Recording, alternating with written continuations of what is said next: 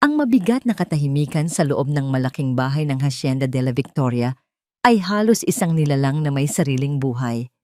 Humihinga ito sa bawat sulok, kumakapit sa mga makakapal na kurtinang pelus at naninirahan sa puso ng nag-iisang taong gumigising dito gabi-gabi, si Don Adrian. Nakatayo siya sa harap ng bintanang yari, sa kapis, hawak ang isang baso ng mamahaling alak na hindi na niya halos nalalasahan. Sa labas ang kalangitan ay nagbabadyang magdilim, hindi dahil sa paglubog ng araw, kundi dahil sa mabibigat na ulap na nagtitipon para sa isang malakas na unos. Ang hangin ay nagsisimula ng maging marahas yumuyugyog sa mga matatayog na puno ng niyog na nakapalibot sa hasyenda na tila mga nag-aalalang bantay. Hindi ang paparating na bagyo ang gumugulo sa isip ni Adrian. Ang bagyo sa loob niya ay matagal nang nananalasa sa loob ng 5 taon. Ang kanyang mga mata ay nakatuon sa isang direksyon lamang, sa isang malaking larawan na nakasabit sa dingding. Ito ang larawan ng kanyang yumaong asawa, si Isabela. Isang ngiti ang nakapinta sa mga labi nito. Isang ngiting kailanman ay hindi na muling masisilayan ni Adrian sa totoong buhay. Isang ngiting sinundan ng isang sigaw ng sakit. At pagkatapos ng walang hanggang katahimikan, namatay si Isabela habang isinisilang ang kanilang panganay. Sana at kasama niyang inilibing ang lahat ng liwanag sa buhay ni Adrian. Hindi ko nahahayaang may mangyari pang masama sa sino mang babae sa ilalim ng aking bubong. Bulong niya sa sarili, isang sumpang binitawan niya sa puntod ng asawa. Iyon ang naging dahilan kung bakit ang Hacienda de la Victoria na dati puno ng mga bisita at tawanan ay naging isang marangyang kulungan ng kalungkutan. Isang mahinang katok sa pinto ang pumutol sa kanyang pag-iisip. Pumasok si Consuelo, ang mata ng katiwala, na mas matagal nang naninilbihan sa pamilya kaysa sa edad mismo ni Adrian. May dala siyang isang bandehado na may lamang hapunan.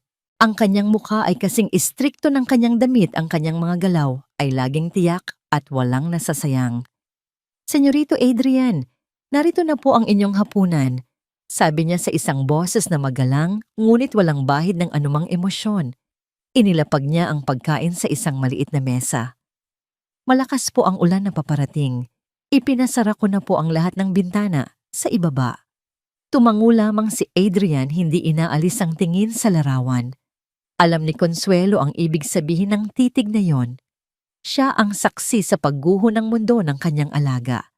Ngunit ang kanyang katapatan ay nasa alaala ni Isabela, at para sa kanya ang pagpapasok ng sinumang bagong tao sa hasyenda ay isang paglapastangan sa memorya ng yumaong senyora.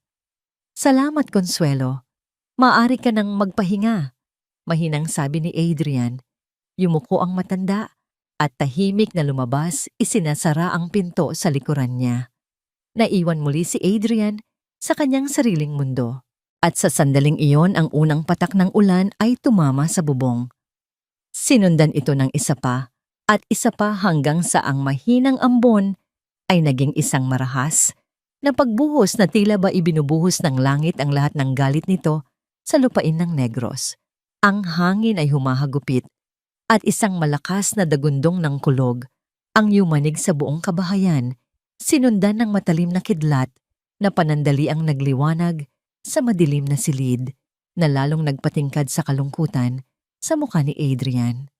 Sa gitna ng rumaragasang ulan sa labas ng matibay na tarangkahan ng Hacienda de la Victoria, isang babae ang halos gumapang na sa putikan.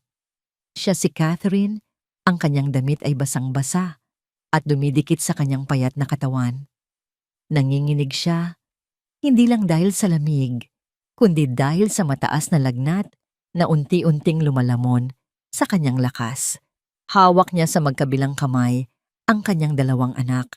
Si Enzo, 8 taong gulang, ay pilit na itinatayo ang kanyang ina. Ang kanyang maliliit na balikat ay pasa ng bigat na hindi dapat para sa isang bata. Ang kanyang mga mata ay puno ng pag-aalala at isang uri ng katapangan na isinilang mula sa kawalan ng pag-asa. Sa kabilang banda, si Ella, 4 na taong gulang, ay humahagulgol habang mahigpit na nakakapit sa palda ng ina. Ang kanyang mukha ay nakasubsob, dito takot, sa ingay ng kulog at sa dilim na bumabalot sa kanila. Inay, bumangon po kayo. Pakiusap. Hikbi ni Enzo, ang boses ay nanginginig. Kailangan nating makahanap ng masisilungan. Ngunit ang mga binti ni Catherine ay tuluyan ng bumigay. Bumagsak siya sa maputik na lupa. Ang paghinga ay mabigat at pahinto-hinto. Ang huling lakas na natitira sa kanya ay ginamit niya upang yakapin ang kanyang mga anak. Dito na lang muna tayo, anak. Hirap niyang sabi. Ang kanyang mga mata ay nagsimulang manlabo. Tumingala siya at sa gitna ng walang tigil na pagbuhos ng ulan, naaninag niya ang malaking tarangkahan ng hasyenda.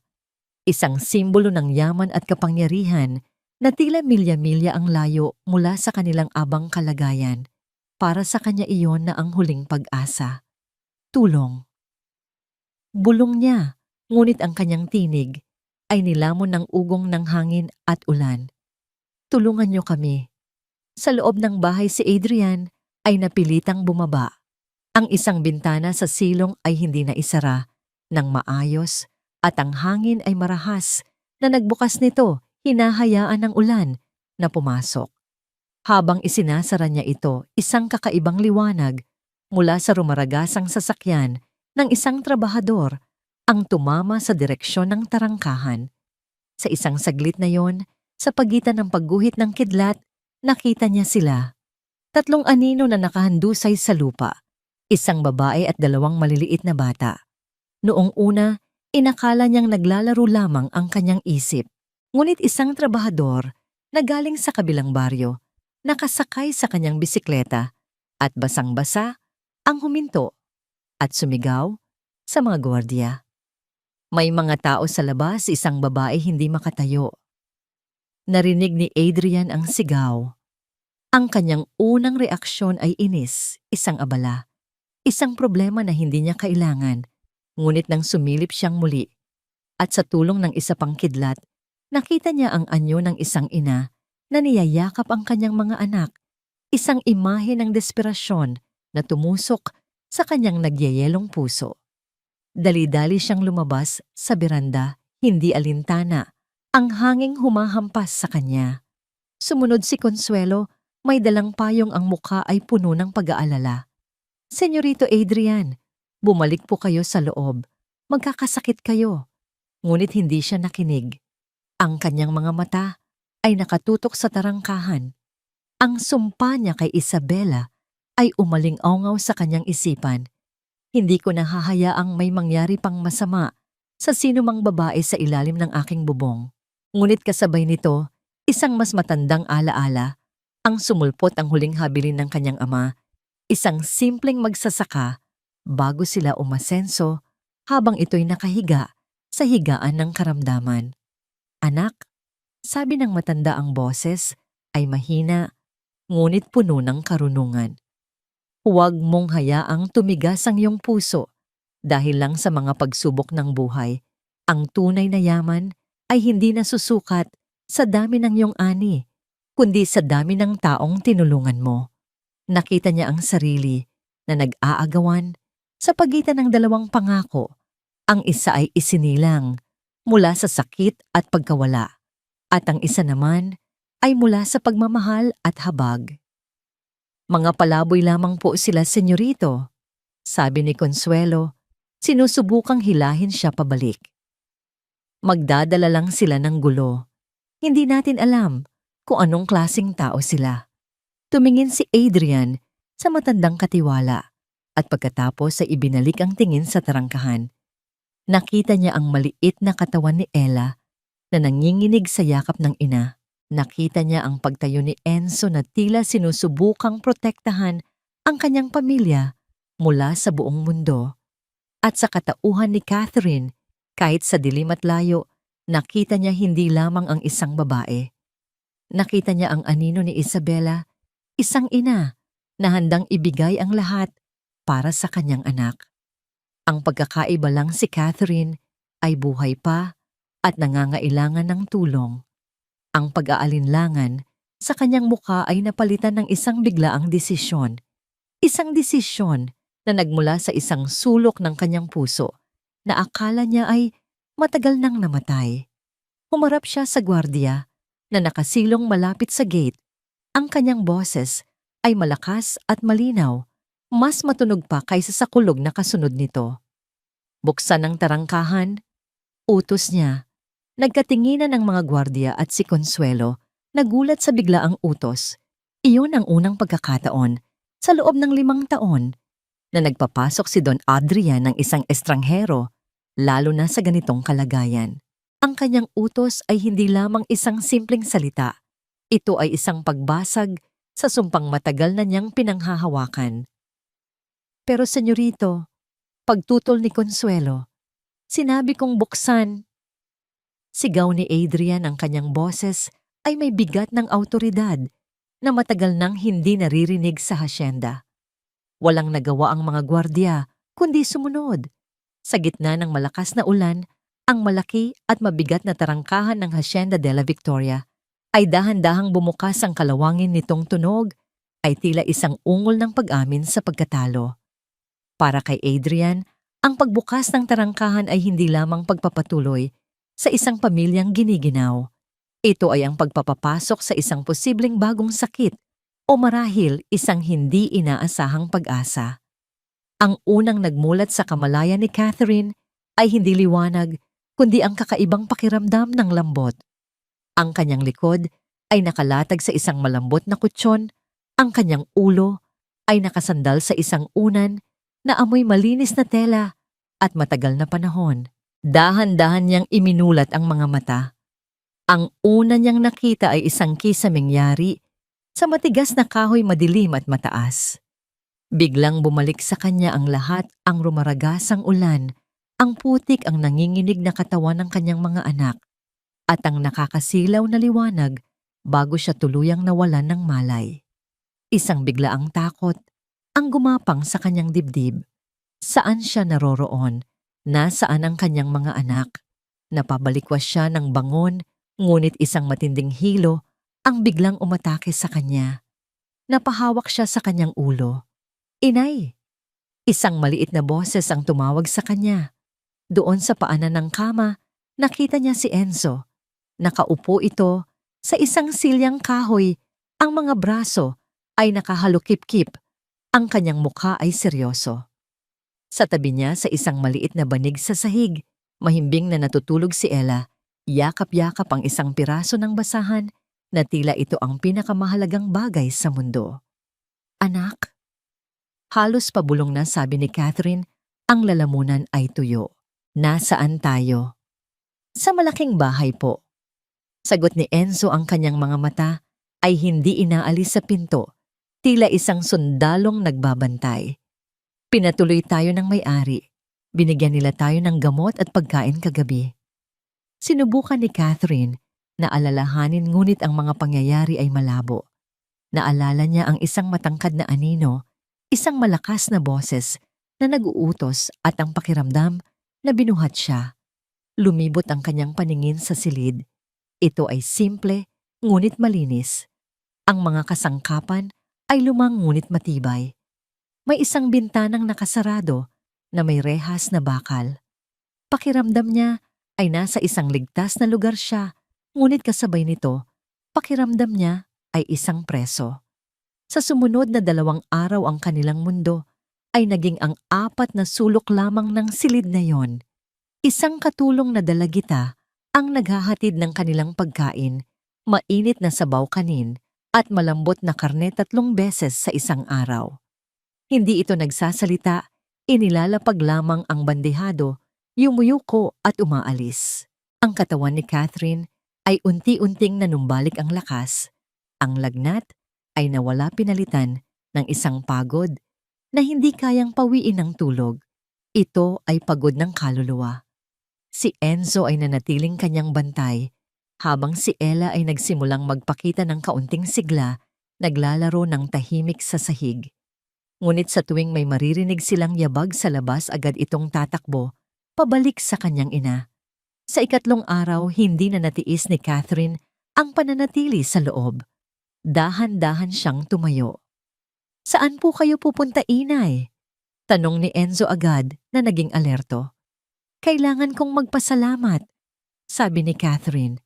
"Hindi tayo maaaring manatili dito na parang mga hayop sa kulungan. Kailangan nating malaman kung sino ang tumulong sa atin at kung ano ang maaari nating iganti." May pag-aalinlangan sa mukha ni Enzo, ngunit sumunod siya habang karga-karga ni Catherine si Ella. Dahan-dahan nilang binuksan ang pinto at lumabas sa isang mahabang pasilyo. Ang sahig ay makintab sa kintab, ang mga dingding ay puno ng mga larawan ng mga taong hindi nila kilala. Ang buong bahay ay tahimik, isang katahimikang nakakabingi. Habang naglalakad sila, isang matandang babae ang biglang lumitaw mula sa isang pinto. Ito, si Consuelo. Ang kanyang mga mata ay matalim at tiningnan niya sila mula ulo hanggang paa na tila sinusuri ang isang dumi na nakapasok sa kanyang malinis na pamamahay. "Ano ang ginagawa ninyo sa labas ng inyong silid?" Tanong niya, ang boses ay malamig at walang anumang init. "Gusto ko lang pong magpasalamat sa may-ari ng bahay, Tamomaha." Magalang na sagot ni Catherine, lalong hinigpitan ng yakap kay Ella. Ang senyorito ay abala. Maikling sagot ni Consuelo, "Ako ang namamahala sa lahat ng bagay dito. Kung may kailangan kayo sa akin, ninyo sabihin." Ang utos niya ay manatili kayo sa inyong silid hanggang sa tuluyan kayong lumakas. "Pero maayos na po ako," giit ni Catherine. "Hindi po ako sanay na walang ginagawa. Gusto ko pong magtrabaho kahit ano bilang kabayaran sa inyong kabutihan." Isang halos hindi mahahalata, mapanuyang ng ngiti ang sumilay sa labi ni Consuelo. Tila ba yun mismo ang hinihintay niyang sabihin ni Catherine? "Kung ganoon," sabi niya, "sumunod ka sa akin."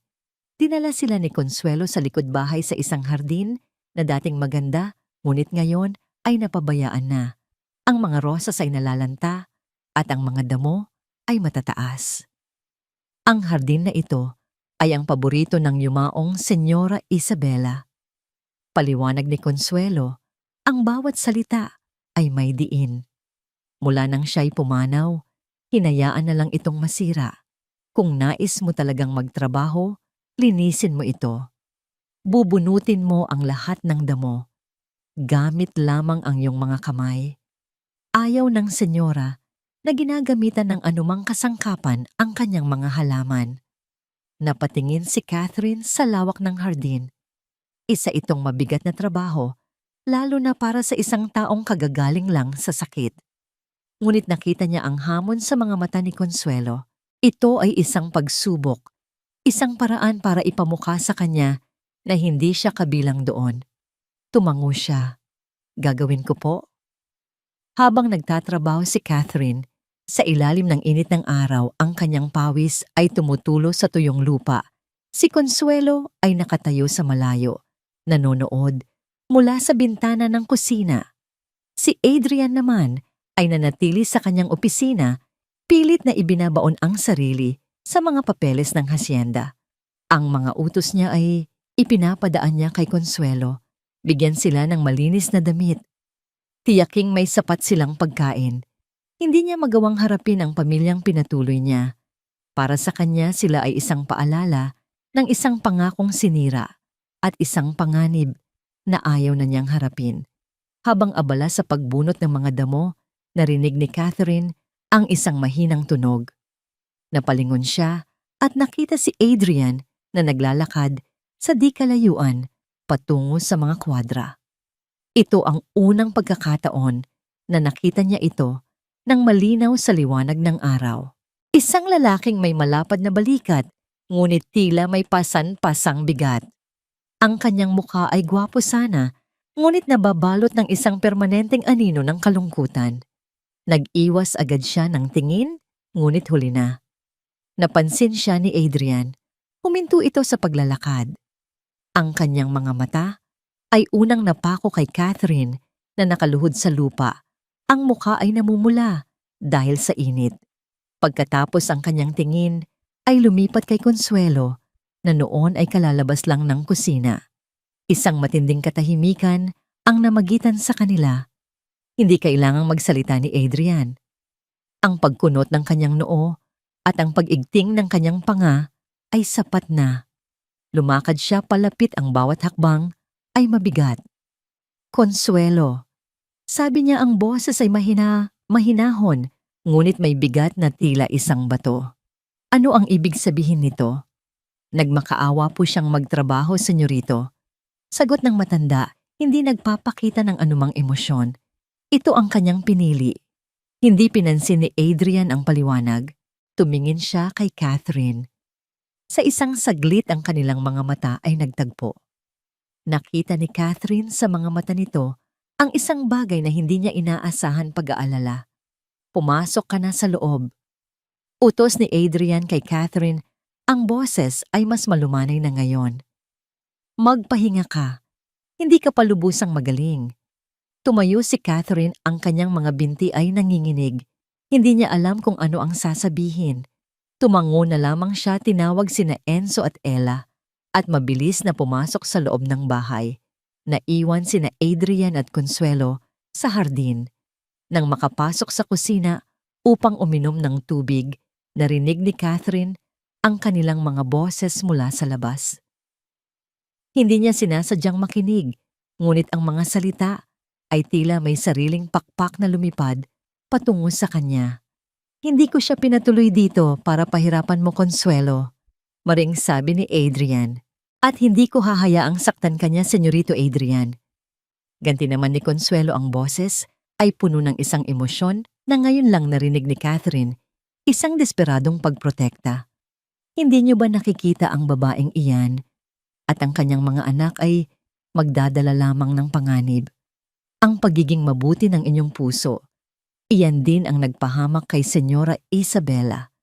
Ang mga huling salita ay tumama kay Catherine na parang isang sampal. Napahawak siya sa kanyang bibig, ang baso ng tubig ay halos mabitawan niya. Bigla niyang naintindihan, hindi lang siya isang estranghero sa bahay na ito. Para sa matandang katiwala, siya ay isang anino ng nakaraan, isang paalala ng isang trahedya, isang panganib na nagbabantang sumira sa anumang kapayapaan na natitira sa tahanang iyon. Naramdaman niya ang mga pader, hindi ang mga pader na gawa sa bato at kahoy, kundi ang mga pader na hindi nakikita, itinayo ng kalungkutan, takot at masakit na alaala. At sa sandaling iyon, naramdaman niyang mas nag-iisa siya sa loob ng malaking bahay na yon kaysa noong nasa labas siya sa gitna ng rumaragasang bagyo. Ang kapayapaang naramdaman ni Catherine matapos ang komprontasyon sa hardin ay panandalian lamang. Isang gabi, habang mahimbing na natutulog ang buong hasyenda, isang pamilyar na tunog ang gumising sa kanya, isang mahinang pag-ungol. Kinapa niya ang noo ni Ella. Nag-aapoy ito sa lagnat. Ang katawan ng bata ay nanginginig sa ilalim ng kumot at sa pagitan ng mga pag-ungol, binabanggit nito ang isang salitang tumusok sa puso ni Catherine na parang punyal. Itay. Itay. Ang tawag na yon ay hindi para sa isang alaala. Ito ay isang panaghoy para sa isang proteksyon na kailanman ay hindi na maibibigay ng kanyang ama. Bumangon ang takot sa dibdib ni Catherine. Nag-iisa siya sa isang bahay ng mga estranghero. Ang katiwala ay galit sa kanya. Ang may-ari ng bahay ay tila iniiwasan siya. Sino ang hihingan niya ng tulong sa gitna ng gabi? Sinubukan niya ang lahat ng kanyang alam. Kumuha siya ng basahan, binasa ito ng tubig mula sa pitsel at idinampi sa noo mga kilikili at singit ni Ella. Ngunit ang lagnat ay hindi bumababa. Ang paghinga ng bata ay nagsimulang maging mababaw at mabilis. Nagsimula nang magsalita si Ella ng walang katuturan, ang kanyang mga mata ay bahagyang nakabukas, ngunit hindi nakakakita. Enzo, anak, gising. Nanginginig niyang sabi habang tinatapik ang kanyang anak na lalaki. Mataas ang lagnat ng kapatid mo. Agad na nagising si Enzo. Nang makita ang kalagayan ng kapatid at ang pamumutla ng kanyang ina, ang antok sa kanyang mga mata ay napalitan ng takot. Alam ni Catherine na wala na siyang pagpipilian. Binalot niya si Ella sa kumot at maingat na binuhat. Bantayan mo ang pinto, Enzo. Huwag kang aalis. Lumabas siya sa pasilyo. Ang tanging liwanag ay nagmumula sa buwan na sumisilip sa mga bintana. Ang katahimikan ng malaking bahay ay tila lalong nagpapabigat sa kanyang dibdib. Hindi niya alam kung saan ang silid ng senyorito. Hindi niya alam kung saan hahanapin si Consuelo, kaya't ginawa niya ang tanging bagay na kaya niyang gawin. Tumayo siya sa gitna ng pasilyo at sumigaw. Tulong pakiusap, tulungan niyo kami. Ang unang pumasok sa kanyang isip ay si Consuelo. Inaasahan niyang lalabas ito na may dalang sermon. Ngunit ang pinto na bumukas ay mula sa dulo ng pasilyo. Ang silid ni Don Adrian. Lumabas siya nakasuot lamang ng puting kamiseta at maluwag na pantalon. Ang kanyang buhok ay magulo, ang kanyang muka ay nagpapakita ng pagkagulat. Nang makita niya si Catherine na umiyak habang yakap ang nanginginig na katawan ni Ella, ang inis sa kanyang muka ay biglang naglaho. Anong nangyari? Tanong niya, ang boses ay malalim at bahagyang paos dahil sa pagkakagising. Ang anak ko po, ang lagnat niya. Hindi po bumababa. Humahagulgol na, sabi ni Catherine. Sa isang saglit na tigilan si Adrian. Ang imahe ng isang babaeng umiiyak, may hawak na may sakit na bata, ay nagbalik sa kanya sa gabing iyon, sa ospital ang gabi, kung kailan nawala. Sa kanya ang lahat. Isang malamig na takot ang gumapang sa kanya, isang pagnanais na tumalikod at hayaan na lang ang iba na umayos nito. Ngunit ang desperadong mga mata ni Catherine at ang mahinang pag-ungol ni Ella ay mas malakas kaysa sa kanyang mga demonyo. Ang pangako niya sa kanyang ama ay muling umalingaw-ngaw. Umiling siya, tila para itaboy ang masasamang alaala at kumilos. Dalhin mo siya sa sala. Utos niya sa isang boses na puno ng biglaang awtoridad. Lumakad siya nang mabilis patungo sa silid ni Consuelo at kumatok ng malakas. Consuelo, gumising ka. Kumuha ka ng palanggana na may maligamgam na tubig at maraming malinis na bimpo. Bilis! Nagulat si Consuelo sa biglaang kaguluhan, ngunit sa tono ng boses ni Adrian, alam niyang hindi ito oras para magtanong. Sa sala, maingat na inihiga ni Catherine si Ella sa mahabang sopa.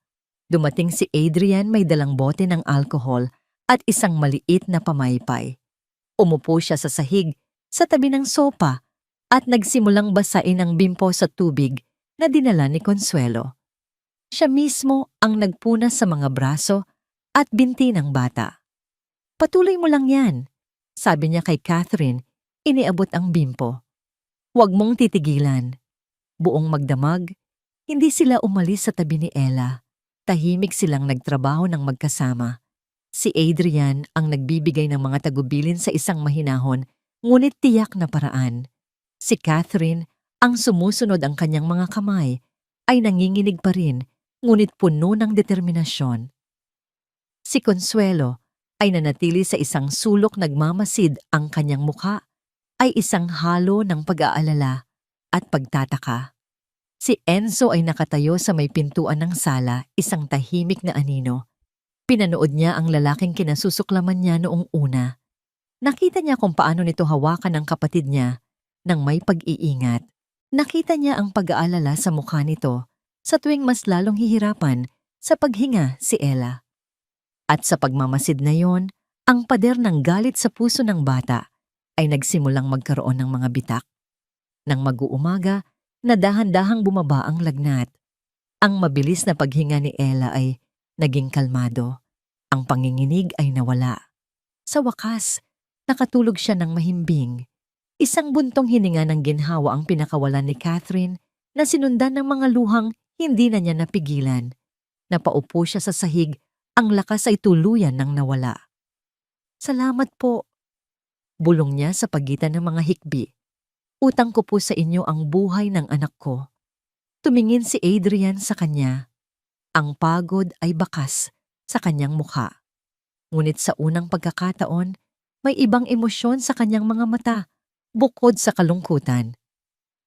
Isang uri ng koneksyon. Ginawa ko lang ang dapat gawin. Mahina niyang sagot, at sa unang pagkakataon, hindi iyon tunog na malamig. Kinabukasan ng kapaligiran sa bahay ay nagbago.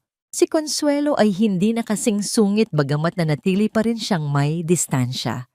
Si Catherine ay pinayagang gumalaw sa ibang bahagi ng bahay. Ngunit ang pinakamalaking pagbabago ay kay Enzo. Kinahaponan, habang naglalakad si Adrian sa paligid ng hasyenda, natagpuan niya si Enzo malapit sa isang nasirang bakod ng koral. Ang bata ay may hawak na martilyo na halos mas malaki pa sa kanyang kamay at pilit na ipinupukpok ang isang lumang pako sa isang maluwag na tabla. Halatang sinusubukan niyang kumpunihin ito. Noong una, iisipin sana ni Adrian na saway ng bata. Ngunit nakita niya ang determinasyon sa mukha ni Enzo. Ito ang paraan ng bata para magpasalamat, para ipakita na hindi sila mga palamunin lamang. Dahan-dahan siyang lumapit. Mabigat yan para sa'yo. Nagulat si Enzo at agad na ibinaba ang martilyo. Yumuko siya inaasahan ng isang sermon. Ngunit sa halip umupo si Adrian sa tabi niya. Kinuha niya ang martilyo. Gusto mo bang matutunan ang tamang paraan? Nag-aalangang tumango si Enzo. Kumuha si Adrian ng bagong pako. Tingnan mo, sabi niya. Ang sikreto ay wala sa lakas ng pagpukpok, nasa tamang anggulo at sa ritmo. Inilagay niya ang kanyang malaki at magaspang na kamay sa ibabaw ng maliit na kamay ni Enzo. Ginagabayan ito habang hawak nila nang magkasama ang martilyo. Hayaan mong maramdaman ng kamay mo ang bigat. 1, 2, 3. Magkasama nilang ipinukpok ang pako hanggang sa ito'y bumaon ng diretso at matibay sa kahoy. Itinaas ni Adrian ang kanyang kamay. Subukan mo. Kumuha si Enzo ng isa pang pako. Medyo nanginginig pa, ginaya niya ang itinuro ni Adrian. Ang unang 2 pukpok ay tumama sa gilid, ngunit sa ikatlo nakuha niya ito. Isang maliit, ngunit matagumpay na tunog ang umalingaw-ngaw.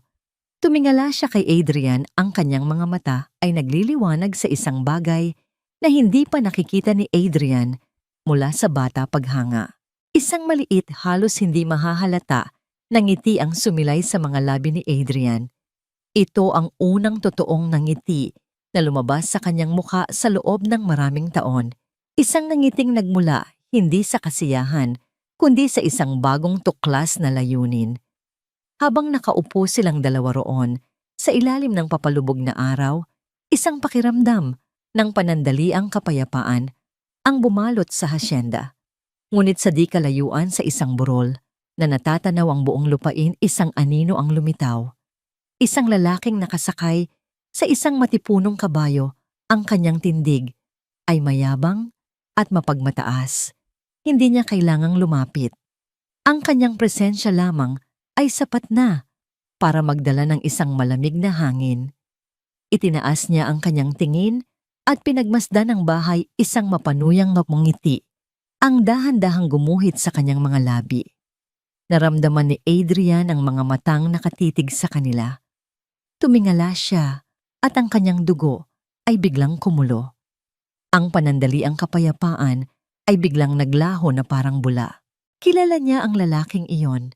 Ang kanyang anino ay isang babala ng paparating na bagyo, isang bagyo na mas mapanganib kaysa sa ulang kanilang pinagdaanan.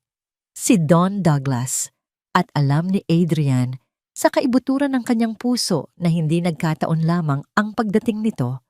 Ang panandaliang kapayapaan na nagsimulang mamuo sa Hacienda de la Victoria ay biglang winasak ng tunog ng mga yabag ng isang kabayo, isang tunog na mayabang tiyak at puno ng awtoridad.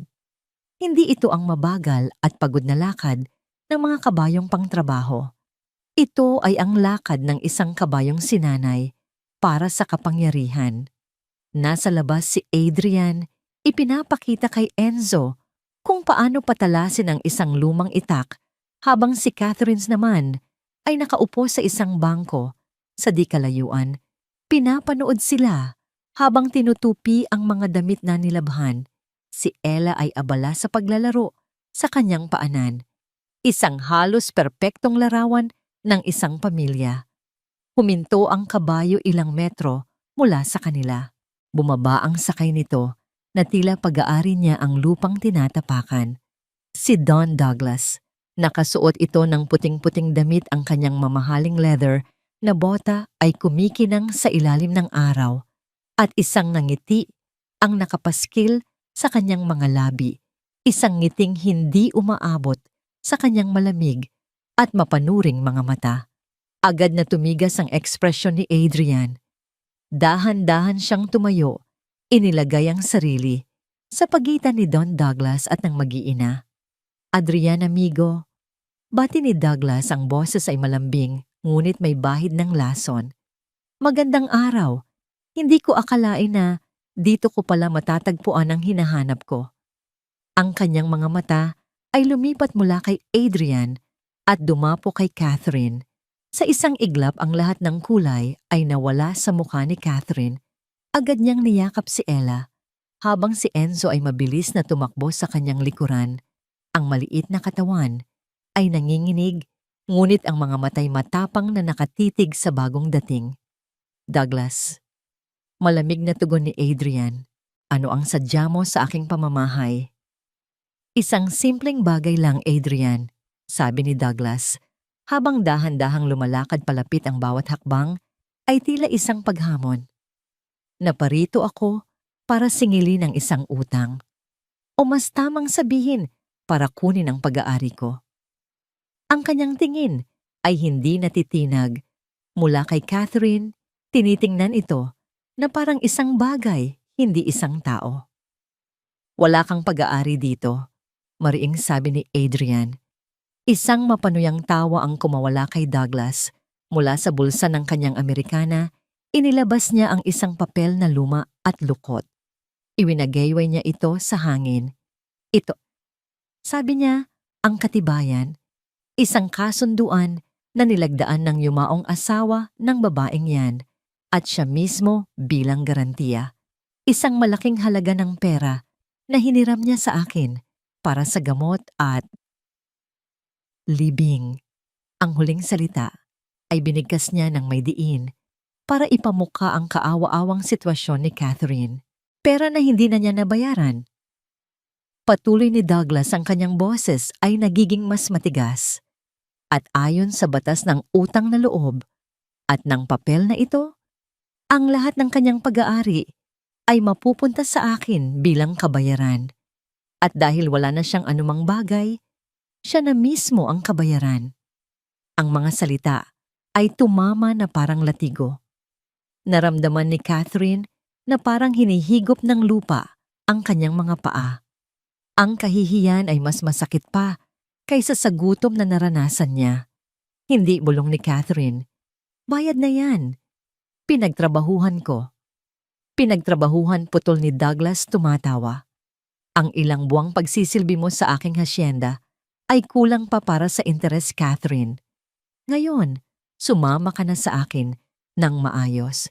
Magtatrabaho ka sa aking bahay. Magluluto, maglilinis. At gagawin ang lahat ng iuutos ko.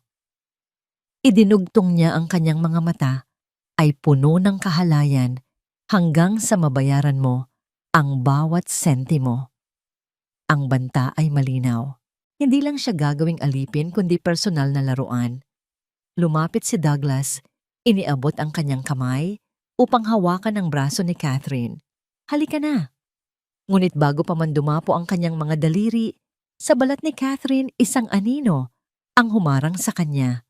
Mabilis pa sa kidlat ang naging pagkilos ni Adrian. Isinangga niya ang kanyang katawan sa pagitan ni Douglas at ni Catherine. Ang kanyang dibdib ay sumalubong sa nakaumang na kamay ng bisita. Sa isang malakas at tiyak na kilos, itinulak niya si Douglas palayo gamit ang kanyang balikat. Hindi ito isang suntok, kundi isang marahas na pagtataboy, isang malinaw na mensahe na lumampas na ito sa hangganan. Napaurong si Douglas ng 2 hakbang, nagulat sa biglaang pisikal na aksyon. Ang nangiti sa kanyang muka ay nabura na palitan ng purong galit. "Anong karapatan mo? Huwag!" Ang boses ni Adrian ay mababa, mahinahon, ngunit mas nakakatakot kaysa sa isang sigaw. Ang bawat salita ay tila isang babala. Mo. Siyang. Hahawakan. Tinitigan niya si Douglas, ang kanyang mga mata ay nag-aapoy. Si Catherine ay aking bisita. Nasa ilalim siya ng aking proteksyon. Hindi siya aalis sa hasyenda na ito. Natawa si Douglas, isang tawang puno ng pag-insulto. "Bisita Adrian, nagpapatawa ka ba? Isa kang kagalang-galang na hasyendero. Bakit mo poprotektahan ang isang hamak na byuda ng sakada o? Baka naman natikman mo na ang dapat sanay sa akin." Ang bulgar na salita ay nagpainit sa dugo ni Adrian, ngunit pinigilan niya ang sarili. Alam niyang iyon ang gusto ni Douglas, ang mawala siya sa kontrol. "Umalis ka na, Douglas," sabi ni Adrian. Ang kanyang boses ay hindi natitinag. Habang nakakapagtimpi pa ako, ngumisi si Douglas, itinaas ang papel ng utang. "Makinig ka, Adrian. Ang babaeng ito ay may legal na pananagutan sa akin. Kung hindi mo siya ibibigay, tatawag ako ng mga awtoridad. Ikaw na isang De La Victoria ang mapapahiya. Ang pangalan mo ang dudungisan dahil sa pagtatago sa isang taong may utang." Hinarap niya si Catherine. "Ikaw ang magpapasya, Catherine. Sasama ka ba sa akin o hahayaan mong masira ang pangalan ng taong ito na nagmagandang loob sa'yo?" Ito ay isang bitag at alam ni Catherine, anuman ang kanyang piliin, siya ang talo. Tumingin siya kay Adrian, ang kanyang mga mata ay puno ng pakiusap at takot. Ngunit si Adrian ang sumagot. Hindi siya ang magpapasya, ako. At ang sagot ko ay hindi. Ang galit sa mukha ni Douglas ay sumabog. Itinuro niya si Adrian. "Kung ganoon, binibigyan kita ng 3 araw, Adrian. 3 araw para isauli sa akin ang pag-aari ko. Sa ayaw mo, o sa gusto, babalik ako pagkatapos ng 3 araw. At sa pagkakataon yon, hindi na ako mag-iisa. Tandaan mo yan." Tumalikod siya mabilis na sumakay sa kanyang kabayo at pinatakbo ito nang mabilis, nag-iwan ng alikabok at isang mabigat na banta sa hangin. Nang mawala na ang anino ni Douglas, ang pekeng katapangan na ipinakita ni Catherine ay gumuho. Ang kanyang mga binti ay nanghina at napaluhod siya sa lupa. Humagulgol siya, isang iyak na hindi na niya napigilan, isang iyak na puno ng kahihiyan, takot at kawalan ng pag-asa. Lumapit sina Enzo at Ella, umiiyak na rin habang niyayakap ang kanilang ina. Lumuhod si Adrian, sa harap niya ang galit sa kanyang mukha ay napalitan ng awa. "Catherine!" Umiling si Catherine habang umiiyak. Totoo po ang sinabi niya. Totoo po ang tungkol sa utang. At doon sa gitna ng alikabok na iniwan ng kanilang kaaway, ikinuwento ni Catherine ang lahat. Hindi sugal ang ikinamatay ng kanyang asawa, kundi isang aksidente sa pagtatrabaho sa tubuhan ni Douglas. Nahulog ito mula sa isang truck. Si Douglas, na nagkunwaring tumutulong, ang nag-alok na magpapahiram para sa ospital at sa libing. Sa gitna ng kanyang pagluluksa at pagkalito, pinapirma siya sa isang papel na hindi niya lubos na naiintindihan. Ang utang na yon na sinisingil ngayon ni Douglas ay ang tanikalang gumapos sa kanya at sa kanyang mga anak sa isang impyernong walang katapusan. Ang gabi matapos ang pagdating ni Don Douglas ay mas mabigat kaysa sa mga nauna. Ang katahimikan sa loob ng Hacienda de la Victoria ay hindi na payapa. Ito'y puno ng tensyon at mga hindi masabing pangamba. Sa kanilang silid, hindi mapakali si Catherine. Paulit-ulit na naglalaro sa kanyang isipan Ang mga salita ni Douglas, hahayaan mong masira ang pangalan ng taong ito na nagmagandang loob sa'yo. Ang mga salitang iyon ay tumagos sa kanyang puso na parang lason. Si Don Adrian, isang lalaking hindi niya kaano-ano, ay inilagay ang sarili sa alanganin para sa kanila. Ipinagtanggol siya. Hinarap ang isang taong kilala sa buong probinsya bilang makapangyarihan at walang awa. At ano ang kapalit kahihiyan? Gulo. Isang posibleng iskandalo na dudungis sa pangalan ng mga de la Victoria. Hindi niya kayang dalhin ang bigat na yon sa kanyang konsensya. Ang kabutihang ipinakita sa kanya ay hindi niya dapat suklian ng kapahamakan. Habang mahimbing na natutulog sina Enzo at Ella, dahan-dahan siyang bumangon. Ang buwan ay nagbibigay ng sapat na liwanag para makita niya ang kanyang ginagawa. Mula sa ilalim ng kama, kinuha niya ang isang maliit at luma nilang bayong. Nanginginig ang mga kamay, inilagay niya sa loob ang iilang piraso ng damit na ibinigay sa kanila, isang piraso ng tinapay mula sa kanilang hapunan at isang boteng pinuno niya ng tubig. Pagkatapos naupo siya sa maliit na mesa, sa isang piraso ng papel na nakuha niya sa isang lumang libro at gamit ang isang maliit na lapis na pag-aari ni Enzo nagsulat siya. Ang kanyang mga letra ay nanginginig at bawat salita ay tila isang patak ng kanyang luha. Don Adrian, walang sapat na salita para pasalamatan kayo. Ibinigay ninyo sa amin ang kanlungan nang kami walang-wala. Ipinagtanggol ninyo ang aking karangalan, ngunit hindi ko kayang manatili dito at hayaang maging dahilan kami ng inyong kapahamakan. Mas gugustuhin kong harapin ang dilim sa labas kaysa sirain ang liwanag sa loob ng inyong tahanan. Maraming salamat sa lahat. Huwag ninyo kaming alalahanin. Aalis kami kung saan hindi kami mahanap ni Don Douglas. Naway pagpalain kayo ng Diyos. Catherine. Maingat niyang tinupi ang sulat at ipinatong sa ibabaw ng unan kung saan siya nahiga. Hinalikan niya ang noo ng kanyang dalawang natutulog na anak. Pinipigilan ang isang hikbi na kumawala sa kanyang lalamunan. Pagkatapos, ginising niya sila ng dahan-dahan. Enzo, Ella anak, gising ba bang bulong niya? Kailangan na nating umalis.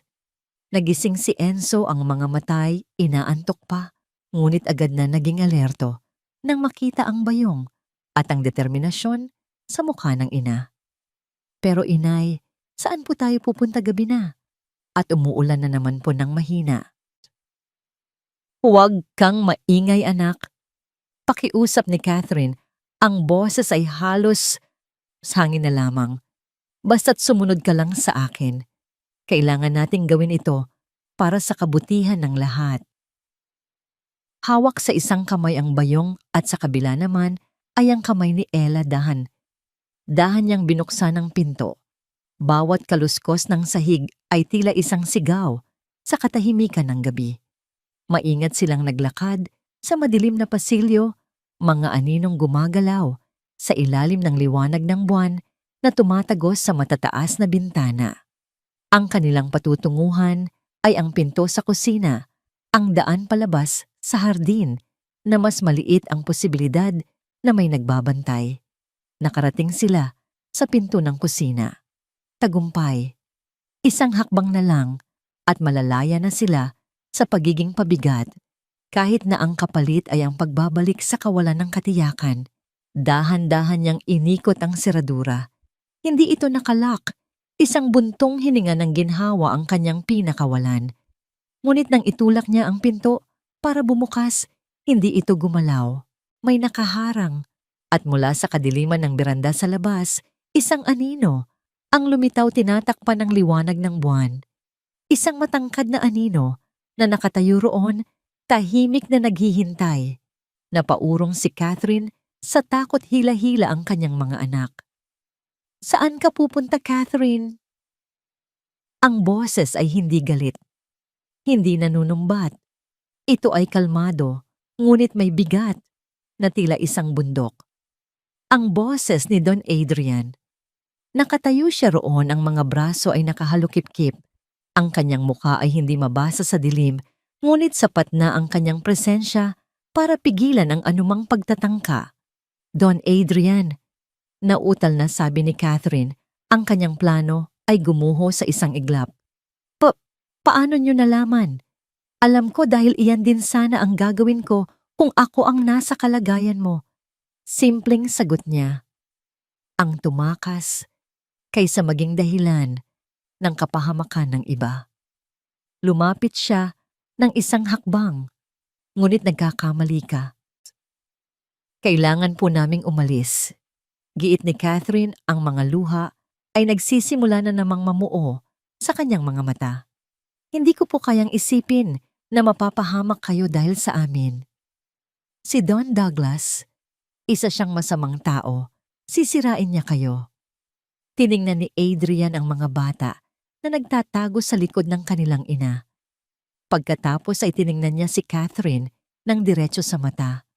Ang pamilya ay hindi iniiwan ang isa't isa para harapin ang panganib ng mag-isa. Ang salitang pamilya ay tumama kay Catherine nang may kakaibang bigat. Isang salitang kailanman ay hindi niya inasahang maririnig mula sa bibig nito. Hindi po kami pamilya ninyo. Mahina niyang sagot. Kami po ay mga estranghero lamang na inyong tinulungan. Hindi sumagot si Adrian.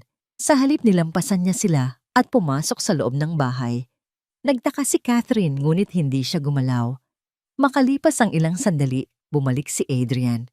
Hawak niya sa kanyang kamay ang sulat na iniwan ni Catherine. Itinaas niya ito para makita ni Catherine. Sa liwanag ng buwan, pinunit niya ito sa gitna. At pagkatapos ay pinunit niya ulit. At ulit.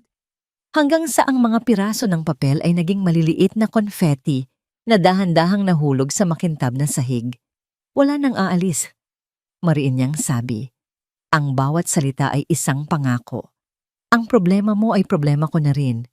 Ang mga anak mo ay nasa ilalim ng aking bubong. At habang naririto sila, walang sino man ang maaaring manakit sa kanila. Naiintindihan mo ba? Walang nagawa si Catherine, kundi tumango ang kanyang katawan ay nanginginig, hindi na sa takot, kundi sa isang emosyon na hindi niya mapangalanan. Bumalik na kayo sa inyong silid at subukang matulog. Utos ni Adrian sa mas malumanay na tono. Bukas ng umaga ako ang haharap dito. Pupunta ako sa bayan. Aayusin ko ito.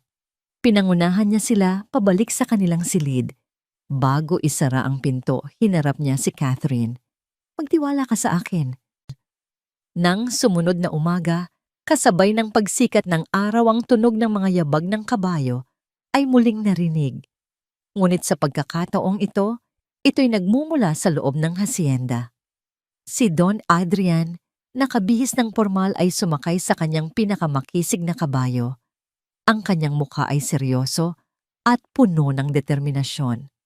Mula sa bintana ng kusina, pinanood siya ni Consuelo. Nakita niya ang lahat ng nangyari kagabi. Nakita niya ang pagtatangkang pagtakas ni Catherine. Nakita niya ang pagpigil at ang matatag na desisyon ng kanyang senyorito. At habang pinagmamasdan niya si Adrian, napapalayo patungo sa isang laban na hindi nito sarili, ang matigas na ekspresyon sa mukha ng matandang katiwala ay bahagyang lumambot. Isang guhit ng pag-aalala at marahil isang pahiwatig ng paghanga ang gumuhit sa kanyang mga mata.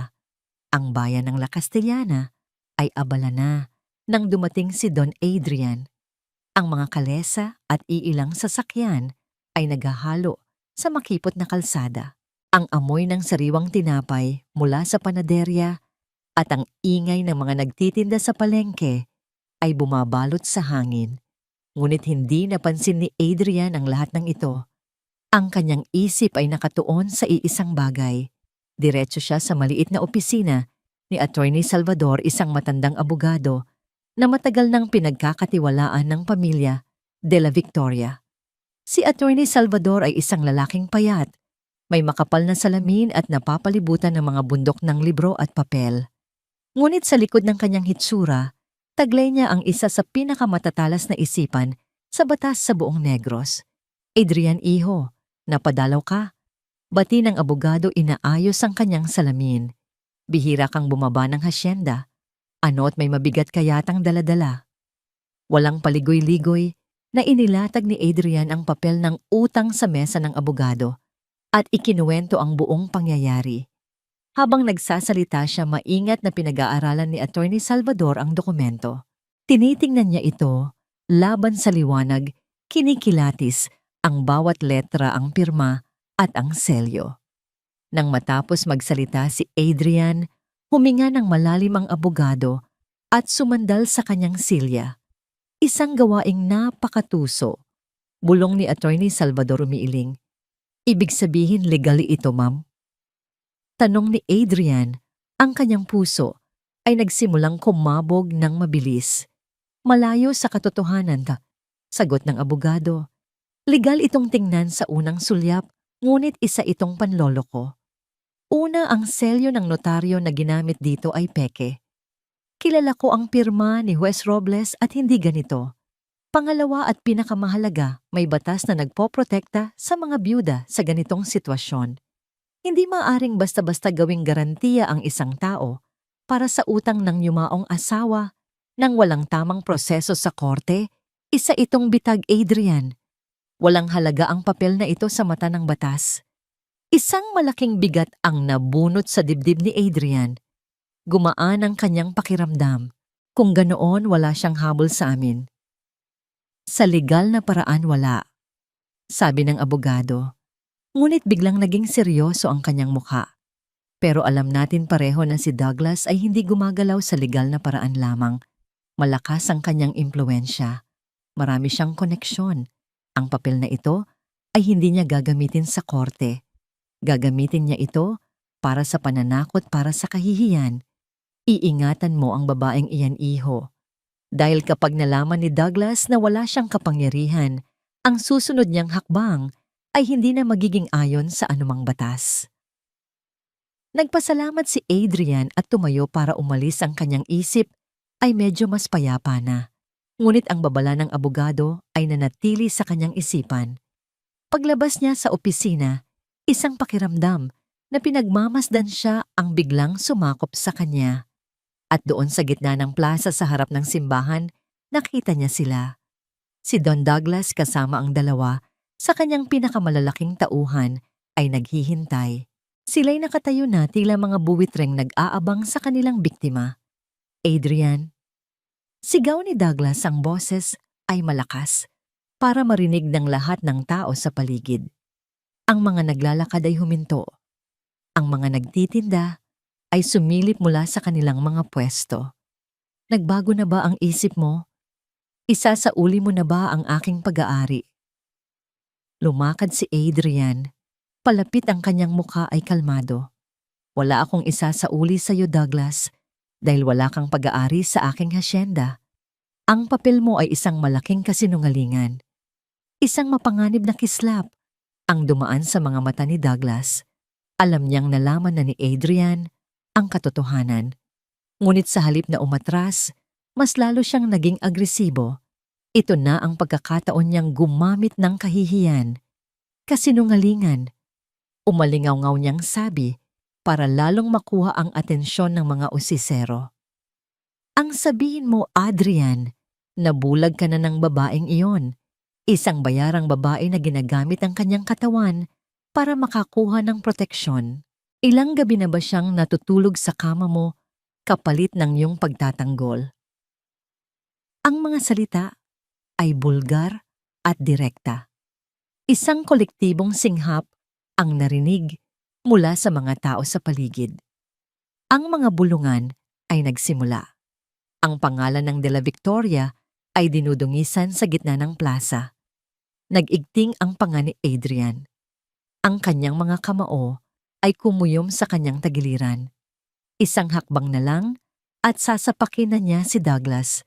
Ngunit bago pa man siya makakilos, isang hindi inaasahang pangyayari ang naganap. Mula sa gilid ng palengke, isang figura ang mabilis na lumitaw. Isang matandang babae na may suot na bestidang itim at may kip-kip na bayong. Si Consuelo. Lingid sa kaalaman ni Adrian, Ang matandang katiwala ay labis na nag-alala, kaya't sumunod ito sa bayan sakay ng isang kalesa. Napanood niya ang pagpasok ni Adrian sa opisina ng abogado at ngayon naririnig niya ang lahat ng masasakit na salita mula kay Douglas. Ang katapatan ni Consuelo ay hindi lamang kay Adrian, kundi sa pangalan ng pamilya at sa alaala ng kanyang yumaong Senyora Isabela. Ang marinig ang pangalan ng kanilang pamilya na nilalapastangan sa publiko at ang isang babae, kahit na hindi niya gusto, ay nyuyurakan ng pagkatao, ay isang bagay na hindi niya kayang palampasin. Sa tabi ng kinatatayuan ni Consuelo ay isang kanal kung saan dumadaloy ang maruming tubig mula sa palengke, pinagbanlawan ng isda gulay at iba pang dumi. Walang pag-aalinlangan ibinaba niya ang kanyang bayong. Kinuha niya ang isang lumang timba na nakasandal sa pader, sinahod ito sa mabaho at maitim na tubig ng kanal. At sa isang kilos na puno ng galit at biglaang lakas na hindi mo aakalain sa kanyang edad, mabilis siyang lumapit sa likuran ni Douglas. Para sa kabastusan ng iyong bibig, sigaw niya at ibinuhos niya ang buong laman ng timba sa ulo ni Don Douglas. Ang maruming tubig ay dumaloy sa perpektong ayos nitong buhok sa kanyang mamahaling damit at tumulo sa kanyang makintab na bota. Ang mga piraso ng dumi at maliliit na basura ay kumalat sa kanyang damit. Ang masangsang na amoy ay biglang pumailan lang sa hangin. Isang nakabibinging katahimikan ang bumalot sa buong plaza na sinundan ng mga pigil na tawa at hagik-gik mula sa mga tao. Maging si Adrian ay natigilan sa gulat. Dahan-dahang lumingon si Douglas, ang kanyang mukha ay isang maskara ng hindi makapaniwalang galit at matinding kahihiyan. Ang tubig kanal ay tumutulo mula sa kanyang ilong. Matandang bruha. Sigaw niya nanginginig sa galit. Ang kanyang mga tauhan ay akmang susugod kay Consuelo, ngunit si Adrian ay mabilis na humarang sa harap ng matanda. "Pasubukan ninyo," sabi niya sa isang mapanganib na boses. Ang kanyang mga mata ay nakatitig sa dalawang lalaki. Alam ni Douglas na talo na siya sa sandaling iyon. Ang kanyang awtoridad ay nawasak. Siya si Don Douglas ang kinatatakutan ay naging isang katatawanan sa harap ng buong bayan dahil sa isang matandang katulong. "Magbabayad kayo para dito." Pabulong niyang sabi, ang bawat salita ay puno ng pagbabanta. Tumingin siya kay Adrian at pagkatapos ay kay Consuelo. "Magbabayad kayong lahat." Nanginginig sa galit tumalikod siya at naglakad palayo basang-basa at amoy kanal kasunod ang kanyang mga tauhan. Ang mga tawa ng tao sa paligid ay lalong lumakas na tila mga dagang nagpipiesta sa pagbagsak ng isang pusa. Naiwan sa gitna ng plaza si Adrian at si Consuelo. Tumingin si Adrian sa matanda, hindi alam kung ano ang sasabihin. Sa isang iglap, ang babaeng naging pader sa loob ng kanyang tahanan ay naging kanyang pinakamatapang na tagapagtanggol. "Umuwi na po tayo, senyorito," sabi ni Consuelo, pinulot ang kanyang bayong na tila walang nangyari bagamat ang kanyang dibdib ay mabilis na tumitibok. Naghihintay na po sila. Ang paglubog ng araw sa Hacienda de la Victoria ay laging isang magandang tanawin. Ngunit sa hapong iyon, walang sino man ang nakapansin sa ginintuang kulay ng kalangitan. Ang lahat ng mga mata ay nakatuon sa daan naghihintay. Si Catherine ay hindi mapakali sa kanyang kinauupuan sa beranda. Si Enzo ay nakatayo sa kanyang tabi, ang maliit na mukha ay seryoso. Maging si Ella ay tila nakakaramdam sa tensyon, mahigpit na nakakapit sa palda ng kanyang ina. Nang sa wakas ay matanaw nila ang kalesa na palapit, sabay-sabay silang napatayo. Bumilis ang tibok ng puso ni Catherine. Ano kaya ang nangyari? Nagtagumpay ba si Adrian o mas malala pa ang problemang dala nito pabalik? Unang bumaba si Consuelo, ang kanyang mukha ay pagod, ngunit may kakaibang katatagan. Sumunod si Adrian. Ang kanyang damit ay medyo may gusot, ngunit ang kanyang tindig ay matuwid. Sinalubong sila ni Catherine. Ang mga mata ay puno ng tanong na hindi niya masabi. Don Adrian? Halos pabulong niyang sabi. Isang maliit na ngiti ang sumilay sa mga labi ni Adrian, isang naman ang ngiting nagpagaan sa bigat na nararamdaman ng lahat. Walang bisa ang papel, Catherine. Sabi niya, sapat na para marinig nilang lahat. Isang panloloko, isang malaking kasinungalingan. Wala kang utang kay Douglas, kailanman ay wala. Ang mga salita ay tila isang mahika na pumawi sa lahat ng takot. Napasinghap si Catherine, ang kanyang mga kamay ay napunta sa kanyang bibig. Ang bigat na matagal na niyang pinapasan sa kanyang balikat, ang bigat ng kasalanan ng kahihiyan ng pagiging bihag, ay biglang naglaho. Ang kanyang mga binti ay nanghina, at kung hindi lang siya mabilis na nahawakan ni Adrian sa braso, maaaring napaupo na siya sa sahig. Totoo po ba? Tanong niya. Ang mga luha ng ginhawa ay nagsimulang dumaloy sa kanyang mga pisngi. Totoo, sagot ni Adrian. Sinabi mismo ni Attorney Salvador. Sa sandaling iyon, isang bagay na mas hindi inaasahan ang nangyari. Si Consuelo na laging nananatiling may distansya ay dahan-dahang lumapit kay Catherine. Sa harap ni Adrian at ng mga bata, itinaas niya ang kanyang kamay at marahang inilagay sa balikat ni Catherine. Marami ka ng pinagdaanan, Hija, sabi ng matanda ang kanyang boses. Sa unang pagkakataon ay may bahid ng tunay na habag. Ang paggamit niya ng salitang Hija ay isang pag-amin, isang pagtanggap. Ang mahalaga ay ligtas na kayo ngayon. Iyon na ang hudyat para sa tuluyang pagbagsak ng mga pader. Humagulgol si Catherine, hindi na dahil sa sakit o takot, kundi dahil sa purong pasasalamat at ginhawa. Niyakap niya ang kanyang mga anak at sa unang pagkakataon, nakita ni Consuelo hindi ang isang banta, kundi ang isang ina na katulad din niya ay gagawin ang lahat para sa kanyang pamilya. Ang hapunan ng gabing iyon ay kakaiba. Ito ang unang pagkakataon na ang pagkain ay hindi lamang pampuno ng tiyan, kundi isang selebrasyon. Nagluto si Consuelo ng paboritong adobo ng yumaong ama ni Adrian. May mainit na kanin sariwang ensalada mula sa hardin na sinimulan ng ayusin ni Catherine at matatamis na mangga. Ang dating tahimik na hapagkainan ay napuno ng tunog ang mahinang kwento ni Enzo tungkol sa isang ibon na nakita niya ang tawa ni Ella sa tuwing sinusubuan siya ng kanyang ina at ang paminsan-minsang komento ni Adrian. Maging si Consuelo ay sumali sa usapan. Isang sandali ng kapayapaan na matagal nang hindi naranasan sa loob ng bahay na yon. Nang matapos ang hapunan at mahimbing nang natutulog ang mga bata, naupo sina Adrian at Catherine sa beranda. Isang lampara lamang ang nagbibigay liwanag at ang tanging maririnig ay ang huni ng mga kuliglig. Hindi ko alam kung paano kayo pasasalamatan. Basag ni Catherine sa katahimikan. Tumingin si Adrian sa kadiliman ng bukirin. Huwag mo nang isipin iyon. Ngunit may bigat pa rin sa kanyang boses, isang bigat na walang kinalaman kay Douglas. May isa pa po akong hindi maintindihan. Sabi ni Catherine, naglakas loob magtanong. Bakit ninyo ito ginagawa para sa amin? Huminga ng malalim si Adrian. Ito na marahil ang tamang pagkakataon.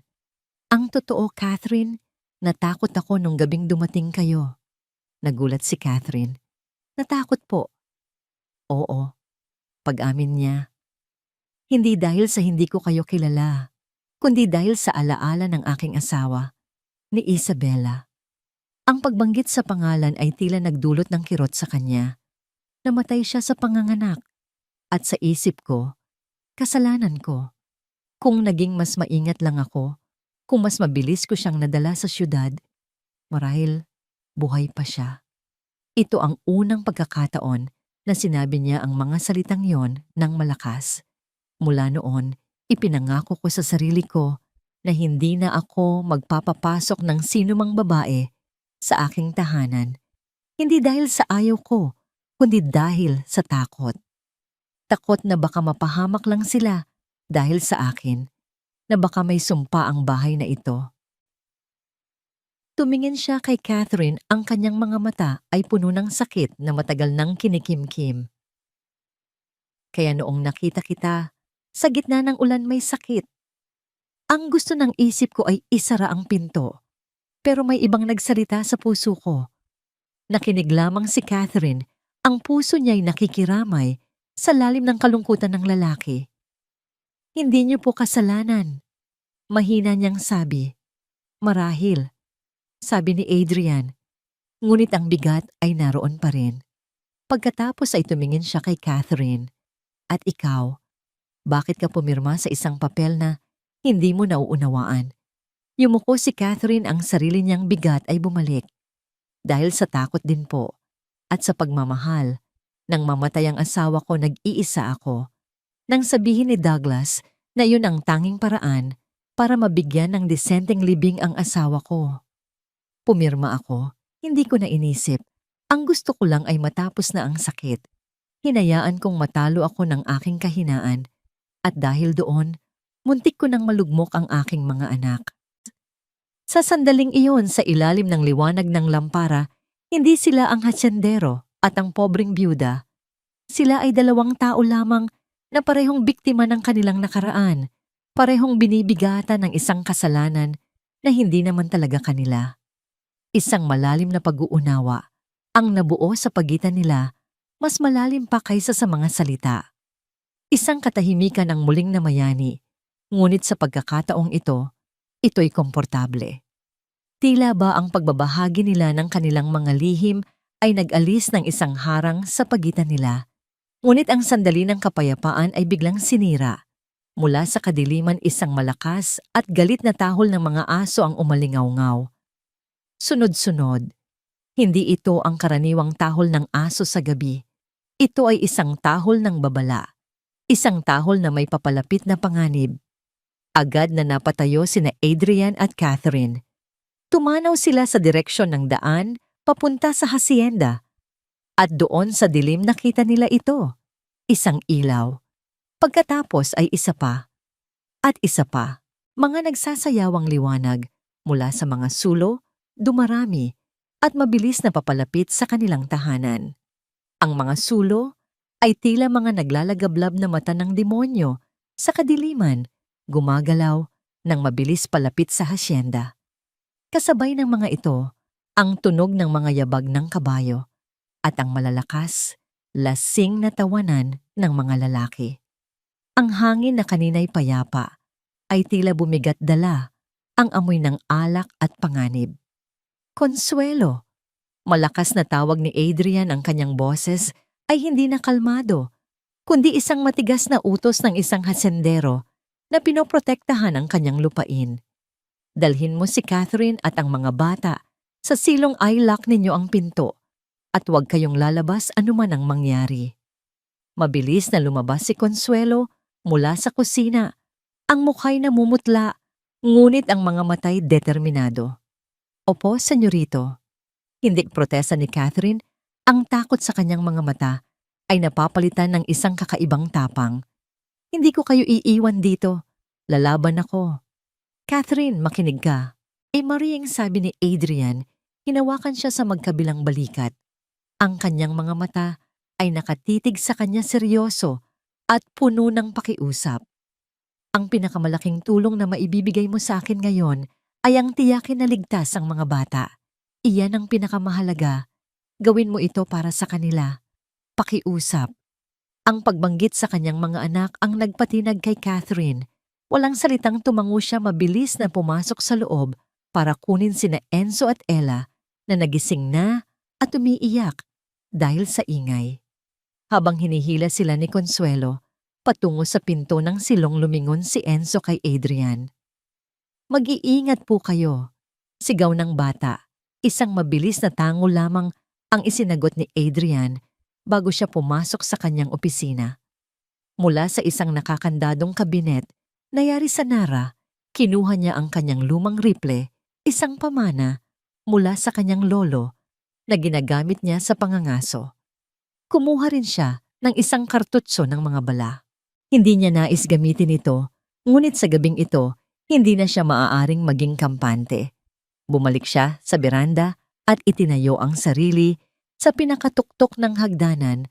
Ang Ripple ay nakasandal sa kanyang tabi. Hindi nakatutok, ngunit handa. Doon sa ilalim ng liwanag ng iisang ilaw sa beranda, hinintay niya sila.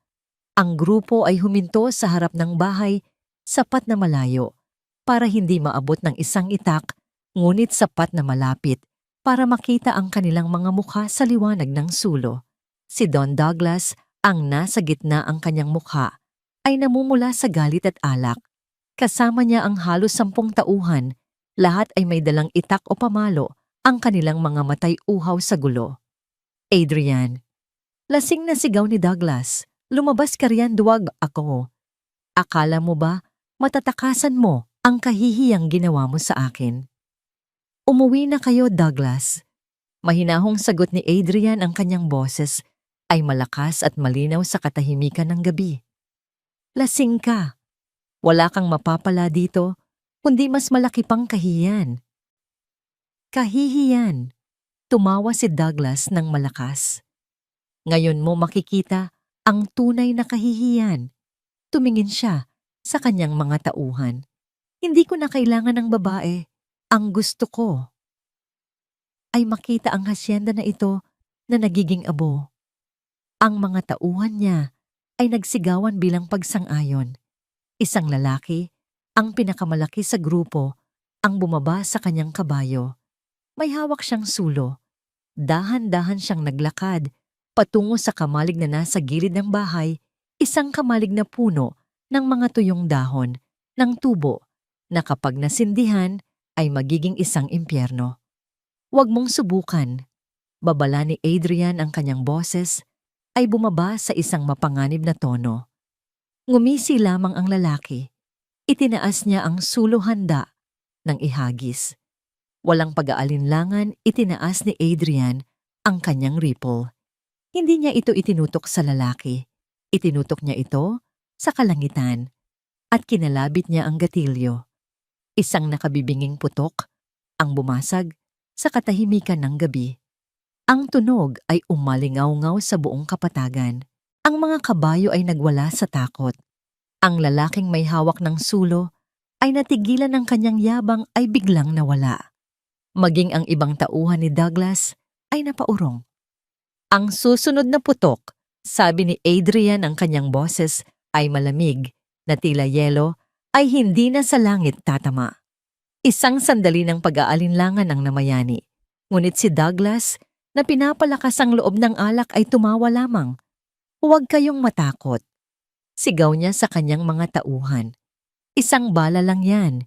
Hindi ka mamamatay tao, Adrian. Kilala kita. Hanggang salita ka lang.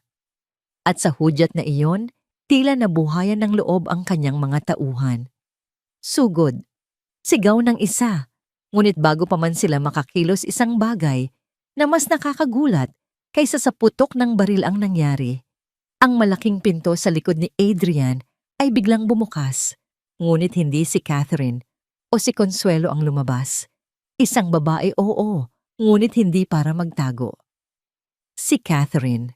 Nakatayo siya roon, ang kanyang buhok ay nakapusod ng mahigpit, ang kanyang mga mata ay nag-aalab sa isang apoy na ngayon lang nakita ni Adrian. Hindi siya umiiyak, hindi siya natatakot, puno siya ng galit. At sa kanyang kamay, hawak niya ang isang bagay na nagpatigil sa lahat, isang mahaba at makintab na itak, ang parehong itak na kanina lang ay tinuturuan ni Adrian si Enzo kung paano patalasin. Hawak niya ito nang may determinasyon na tila sanay siyang humawak nito. Kasunod niya lumabas din si Consuelo at sa kamay ng matandang katiwala, hawak naman niya ang isang lumang bolo na karaniwang ginagamit sa paghahardin.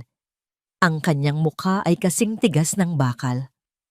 Kung gusto ninyong pasukin ang bahay na ito, sigaw ni Catherine, ang kanyang boses ay malakas at hindi nanginginig, dadaan muna kayo sa aming mga bangkay. Ang eksena ay surreal. Isang lalaking may rifle, isang babaeng may itak, at isang matandang babaeng may bolo. 3 tao laban sa 10 lasing na lalaki. Isang tiyak na pagkatalo. Ngunit ang kanilang pinagsamang katapangan ay lumikha ng isang harang na mas matibay kaysa sa anumang pader. Ang mga tauhan ni Douglas ay natigilan. Isa-isa silang napatingin sa kanilang amo, naghihintay ng utos. Hindi nila inaasahan ang ganitong klaseng paglaban. Maging si Douglas ay natulala. Ang kanyang lasing na isip ay hindi maintindihan ang nangyayari. Ang babaeng inaakala niyang mahina at kaawa-awa ay nakatayo ngayon sa harap niya handang pumatay at mamatay para sa tahanang kumupkop sa kanya. At sa gitna ng pagtigil na yon, isang bagong tunog ang narinig. Isang tunog na mas malakas kaysa sa tawanan, mas malinaw kaysa sa putok ng baril. Ang tunog ng isang pito. At kasunod nito, ang ugong ng isang papalapit na sasakyan at mas marami pang yabag ng kabayo. Mula sa kabilang direksyon ng daan, lumabas ang liwanag ng mga ilaw ng sasakyan. Huminto sa harap ng hasyenda ang isang truck ng Philippine Constabulary. Mula dito ay bumaba ang 6 na unipormadong sundalo. Lahat ay may dalang rifle. Kasama nila si Attorney Salvador. Ang bitag ay handa na. Ang tawag ni Adrian sa abogado kanina ay hindi lang para sa legal na payo, kundi para humingi ng tulong inaasahan na ang pag-atake ni Douglas. Nang makita ang mga sundalo, ang katapangan ng mga tauhan ni Douglas ay naglaho na parang bula. Isa-isa nilang binitawan ang kanilang mga sandata at itinaas ang kanilang mga kamay. Naiwan si Douglas sa kanyang kabayo na papaligiran. Ang kanyang mundo ay gumuho sa isang iglap. Tiningnan niya si Adrian, pagkatapos ay si Catherine, at sa huli, ang mga sundalong papalapit para arestuhin siya. Ang apoy sa kanyang mga mata ay namatay na palitan ng malamig na katotohanan ng kanyang pagkatalo. Ang pagsikat ng araw kinabukasan ay may dalang kakaibang liwanag. Pinawi nito ang mga anino ng nakaraang gabi at inilantad ang mga bakas ng nagdaang laban, mga nagkalat na sulo, isang nasirang bakod, at ang amoy ng usok sa hangin. Ngunit higit sa lahat dala nito, ang isang bagong umaga, isang umagang walang banta ni Don Douglas, na ngayon ay nasa kamay na ng mga awtoridad. Ang katahimikan sa Hacienda de la Victoria ay hindi na ang katahimikang dulot ng kalungkutan, kundi ang katahimikang dulot ng kapayapaan pagkatapos ng isang bagyo. Nagsimula ang araw sa paglilinis. Si Adrian, kasama ang iilan niyang pinagkakatiwalaang trabahador, ay inayos ang nasirang bakod. Si Consuelo ay abala sa pagwawalis sa bakuran, inaalis ang mga abo at dumi.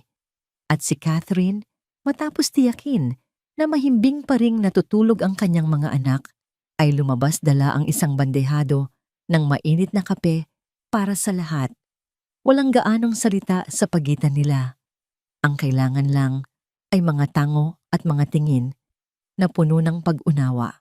Ang takot na minsay naghiwalay sa kanila ay napalitan ng isang pinagsamang karanasan na nagbikis sa kanila ng mas matibay.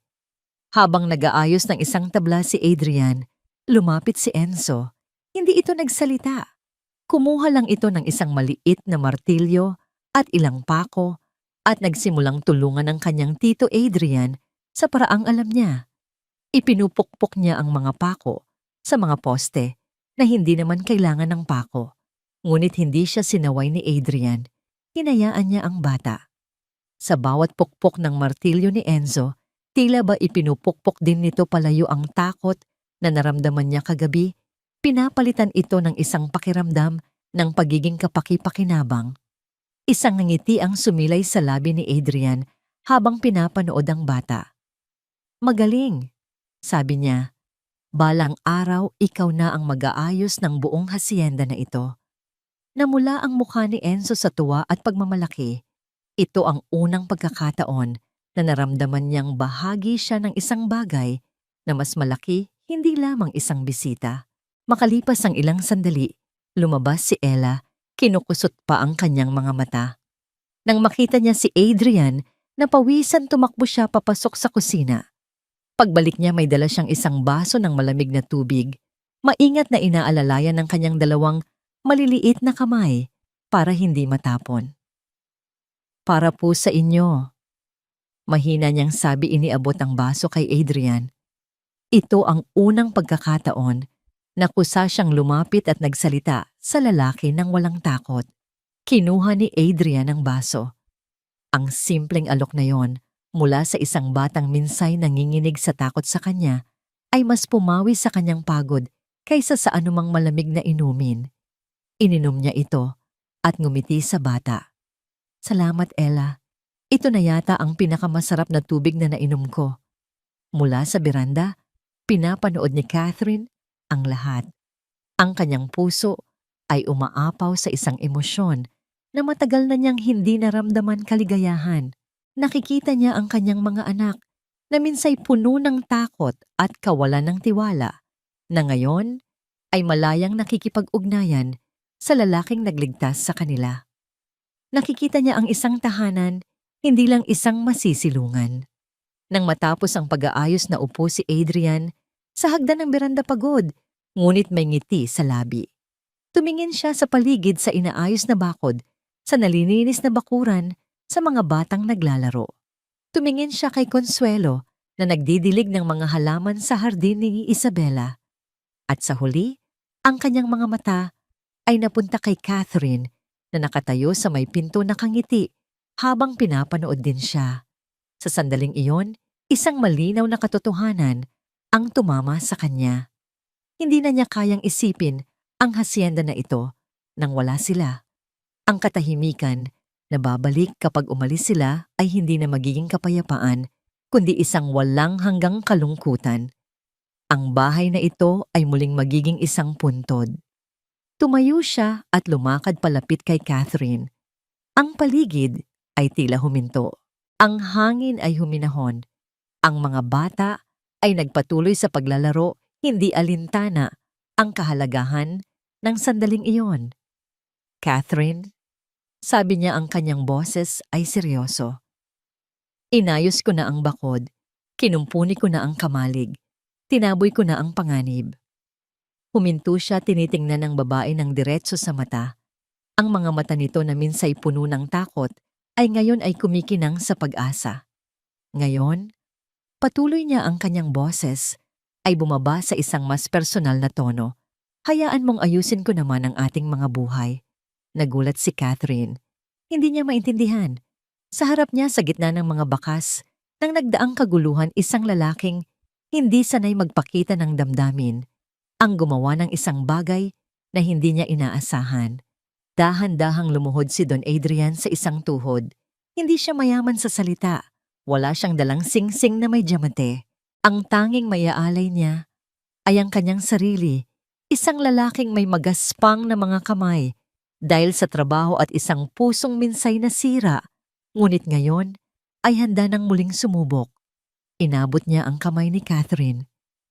Hindi ko alam kung paano sabihin ito ng tama. Simula niya, ang kanyang boses ay bahagyang nanginginig. Hindi ako makata. Isa lang akong hasendero. Ang alam ko lang ay lupa at tubo. Pero mula nang dumating kayo, tinuruan ninyo ako ng isang bagay na mas mahalaga. Tinuruan ninyo akong muling mabuhay. Catherine, sabi niya, mas hinigpitan ang hawak sa kamay nito. Pakasalan mo ako, hindi dahil sa utang na loob, hindi dahil sa takot, kundi dahil dito sa bahay na ito, sa lupaing ito, natagpuan natin ang isang bagay na pareho nating nawala, isang pamilya. Hayaan mong maging tunay na ama ako kay Enzo at Ella. Hayaan mong maging asawa mo ako. Hayaan mong buuin natin ang tahanang ito, hindi lang gamit ang kahoy at pako, kundi gamit ang pagmamahal at pangako. Ang mundo ni Catherine ay tila umikot. Ang lalaking nasa harap niya, ang don ng hasyenda, ay nakaluhod, hinihiling ang kanyang kamay. Ang mga luha ay muling dumaloy sa kanyang mga pisngi, ngunit sa pagkakataong ito, ang mga ito ay luha ng purong kaligayahan at hindi makapaniwalang pag-asa. Sa di kalayuan huminto sa paglalaro si Enzo. Napanood niya ang lahat. Isang malaking nanangiti ang gumuhit sa kanyang mukha. Lumipas ang 5 taon. Ang maliit na simbahan sa bayan ng La Castellana na minsay naging saksi sa kahihiyan ay ngayon naman ang nagiging saksi sa isang banal na pagsasama. Ang hangin ay puno ng amoy ng mga puting bulaklak ng sampagwita at ng matamis na awit ng koro. Sa harap ng altar, nakatayo si Don Adrian. Hindi na ang malungkot na hasenderong laging nakasuot ng madilim na damit. Ngayon suot niya ang isang barong Tagalog na nagpapatingkad sa kanyang matipunong tindig. Ang mga guhit ng kalungkutan sa kanyang mukha ay napalitan na ng mga guhit ng ngiti. Sa kanyang tabi, dahan-dahang lumalakad si Catherine, hawak ang braso ni Attorney Salvador na siyang naghatid sa kanya. Suot niya ang isang simpleng bestidang puti na tinahian ng mga maliliit na perlas ni Consuelo. Ang kanyang mukha ay nagliliwanag sa kaligayahan, isang kagandahang hindi maipipinta ni numan. Sa unahan nila, sina Enzo at Ella ang nagsilbing ring bearer at flower girl. Si Enzo na ngayon ay isang matangkad na binatilyo, ay seryosong daladala ang mga singsing sa isang maliit na unan. Si Ella na ang dating takot sa mga mata ay napalitan ng walang hanggang sigla, ay masayang nagsasaboy ng mga talulot ng bulaklak sa daan. Sa isang upuan sa harap, nakaupo si Consuelo, ang kanyang panyolitong hawak ay basang-basa na sa luha ng kagalakan. Nang tanungin ng pari kung tinatanggap ni Adrian si Catherine bilang kanyang kabiyak, ang sagot niya ay malakas at buo umalingaw-ngaw sa buong simbahan. Opo, Padre, buong buo. At nang si Catherine na ang tanungin, lumingon siya kay Adrian, ang kanyang mga mata ay nangingilid sa luha. Opo, Padre, sabi niya, ang boses ay puno ng pasasalamat sa hirap at ginhawa. Ang kanilang pagsasama ay naging hudyat ng isang bagong kabanata para sa Hacienda de la Victoria. Ang bahay na minsay naging bilangguan ng kalungkutan ay naging isang tunay na tahanan. Ang mga bakanting silid ay napuno ng buhay.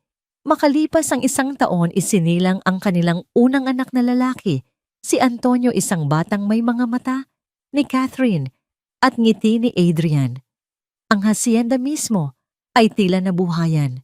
Ang dating napabayaang hardin ni Isabela ay muling namulaklak ngayon, ay inaalagaan na nina Catherine at Consuelo nang magkasama. Ang mga tubuhan ay lalong naging matatag at masagana na tila ba ang kaligayahan ng mga may-ari ay dumadaloy din sa lupang kanilang sinasaka. Isang hapon, ilang taon pa ang lumipas. Nakaupo si Adrian sa beranda. Pinapanood ang kanyang 3 anak na naglalaro sa damuhan. Si Antonio na ngayon ay 4 na taong gulang na ay masayang hinahabol ang kanyang ate Ella. Si Enzo naman, isang ganap ng binata, ay matiyagang tinuturuan ng kanyang bunsong kapatid kung paano magpalipad ng isang saranggolang siya mismo ang gumawa. Lumabas si Catherine mula sa kusina. May dalang isang pitsel ng malamig na melon juice. Naupo siya sa tabi ni Adrian at isinandal ang kanyang ulo sa balikat nito. Ang saya nilang tingnan, sabi ni Catherine. Oo, sagot ni Adrian, inakbayan ng asawa. Sila ang ating pinakamahalagang ani. Sa di kalayuan papalapit ang isang kalesa. Mula dito ay bumaba si Attorney Salvador na ngayon ay may tungkod na para sa kanyang lingguhang pagbisita at pakikipaglaro ng chess kay Adrian. Habang naglalaro sila, isang tanong ang hindi sinasadyang nabitawan ni Antonio sa kanyang kuya Enzo. Kuya, sabi ng bata, bakit hindi kamukha ni Itay ang mukha mo at ni Ate Ella? Natigilan ng lahat. Si Catherine ay napahawak sa kanyang dibdib. Si Adrian ay huminto sa pag-iisip ng kanyang susunod na tira sa chess. Tumingin silang lahat kay Enzo, naghihintay sa kanyang isasagot. Ngumiti si Enzo sa kanyang kapatid. Lumuhod siya para maging ka-level nito. Alam mo, Antonio, simula niya sa isang boses na puno ng karunungan. May dalawang klase ng pamilya. May pamilya na nagsisimula sa dugo at may pamilya na nagsisimula sa puso. Si Itay. Patuloy niya tumingin siya kay Adrian nang may pagmamahal at paggalang, ang puso ng pamilya natin. Dumating siya sa buhay namin ni Ate Ella noong kailangan namin ng isang bayani. Hindi man pareho ang aming dugo, pero parehong-pareho ang pagtibok ng aming mga puso para sa kanya. Kaya't kapatid kita, hindi lang dahil iisa ang ating ina, kundi dahil iisa ang ating ama. Isang luha ang pumatak mula sa mata ni Adrian. Hindi niya ito pinunasan. Hinayaan niya itong dumaloy isang patak ng purong pasasalamat. Tumayo siya, nilapitan si Enzo at niyakap ito ng mahigpit. Mahal na mahal ko kayo anak, lahat kayo. Ang hapon ay dumaan. Ang araw ay dahan-dahang lumubog sa likod ng mga bundok. Nag-iiwan ng mga kulay kahel at lila sa kalangitan. Ang buong pamilya ay nagtipon sa mahabang hapagkainan sa beranda sina Adrian at Catherine, ang kanilang tatlong anak, si Consuelo, na ngayon ay itinuturing ng lola ng mga bata, at si Attorney Salvador. Ang mesa ay puno ng pagkain ng hangin, ay puno ng tawanan at kwentuhan. Habang pinagmamasdan ni Adrian ang kanyang pamilya, ang lahat ng miyembro ay masaya at ligtas. Muli niyang naalala ang gabing iyon ng bagyo. Ang babaeng nakahandusay sa labas ng kanyang tarangkahan, ang dalawang batang nanginginig sa takot. Sino ang mag-aakala na ang isang simpleng desisyon, ang pagbukas ng isang tarangkahan, ay siya palang magbubukas ng pinto patungo sa isang kaligayahang hindi niya kailanman inakalang mararanasan pa. Hinawakan niya ang kamay ni Catherine sa ilalim ng mesa. Tumingin ito sa kanya at ngumiti. Sa ngiting iyon, nakita ni Adrian ang lahat, ang kanilang nakaraan, ang kanilang kasalukuyan, at ang kanilang walang hanggang kinabukasan.